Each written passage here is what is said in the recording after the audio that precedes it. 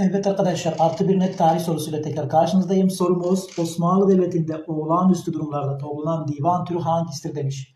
Özellikle şıklara baktığımızda A'da Sefer Divanı demiş. Arkadaşlar, Sefer Divanı Osmanlı Devleti'nde ordunun sefere çıktığında toplanan divanımızdır. Çarşamba Divanı yine arkadaşlar, özellikle Osmanlı Devleti'nde İstanbul sorunlarının konuşulduğu divan türümüz diyoruz. Yine C'de Galebe Divan demiş. Önemlidir arkadaşlar. Özellikle Osmanlı'da Galebe Divan dediğimiz elçilerin kabul edildiği divan türümüzdür arkadaşlar.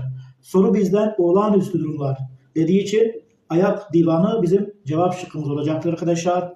Ayak Divanı Osmanlı'da olağanüstü durumlarda toplanan divan türümüzdür. İkinci divanı özellikle Divan-ı Humayun'da arta kalan sorunların konuşulduğu divan türümüzdür arkadaşlar.